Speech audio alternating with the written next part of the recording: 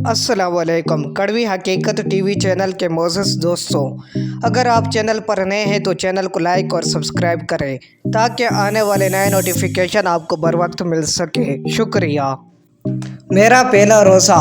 गुलाम हुसैन मेमन। रमज़ान के महीने में अभी 15 दिन बाकी थे। अम्मी ने घर की सफाई शुरू कर दी थी। रोज़ घर के किसी न किसी हिस्से की सफाई हो रही थी। हम हर साल ये देखा करते हैं। अम्मी कहती है कि ये मुबारक महीना मेहमान बनकर मुसलमानों के पास आता है और बेशुमार फजीलतों और बरकतों का तोहफ़ा साथ लाता है। मैं चौक के रमज़ान की आमद से कबल ही अम्मी से कह चुका था कि मुझे इस बार रोज़ा ज़रूर रखवाइएगा। पहले तो उन्होंने ये कह कर मुझे टालना चाहा कि अभी तुम्हारी उम्र कम है, ज़रा और बड़े हो जाओ, मगर मेरा इसरार देख कर उन्होंने हामी भर दी। रमज़ान का चांद नजर आया तो सब घर वालों की खुशी देखने के काबिल थी।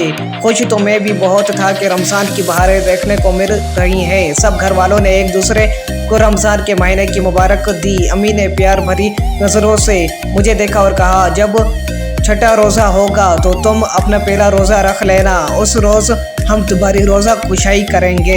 अम्मी कल क्यों नहीं, मैंने पूछा तो उन्होंने प्यार से मेरे सर पर हाथ फेरते हुए कहा, बेटा रोज़ा कुशाई की तैयारी और मेहमानों को दावत देने में कुछ वक्त तो लगेगा। आखिर वो दिन आ ही गया। सहरी तो मैं रोज़ ही करता था, मगर आज की सहरी का खास ही एहतमाम था। सब घर वाले मुझे खिलाने पर जोर दे रहे थे। अबू परेशान थे कि कहीं कम उम्री की वजह से भूख और प्यास मुझे परेशान ना करे। इतनी देर में अज़ान फजर हुई और हम मस्जिदों की तरफ चल दिए। वापस आकर सब ने तिलावत कुरान पाक की। बाद में अब्बू ने अलहदा से तिलावत और तर्जुमा सुना कर हमें समझाया। कुछ देर बाद सब दोबारा अपनी नींद पूरी करने के लिए लेट गए। सुबह अब्बू के दफ्तर की छुट्टी थी। मेरी आँख खुली तो अम्मी और बाजी घर के कामों में लगी हुई थी।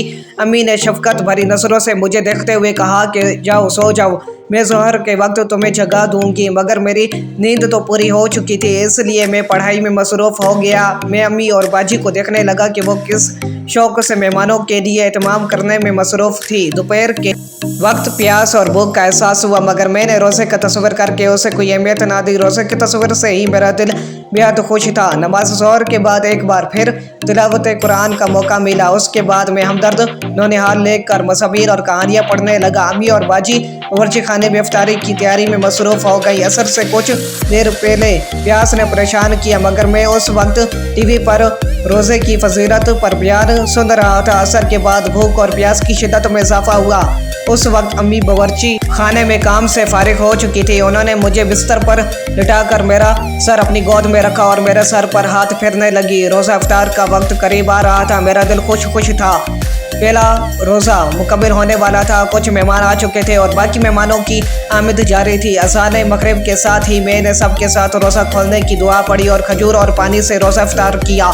उसके बाद शरबत, फल और समोसे खाने के बाद नमाज पढ़ी। रोज़ा रख कर जो रूहानी खुशी मुझे मिली थी उसने मेरा शौक़ और बढ़ा दिया था। मैंने बाकी रोज़े रखने का अज़म कर लिया, क्योंकि अब मैं अपने अंदर रोज़ा रखने की हिम्मत महसूस कर रहा था। सब अजीज़ों और घर वालों ने मुबारकबाद दी और तोहफे भी दिए। खाने के बाद मेहमान रुखसत हो गए और हम नमाज इशा और तरावी के लिए मस्जिद की तरफ रवाना हो गए।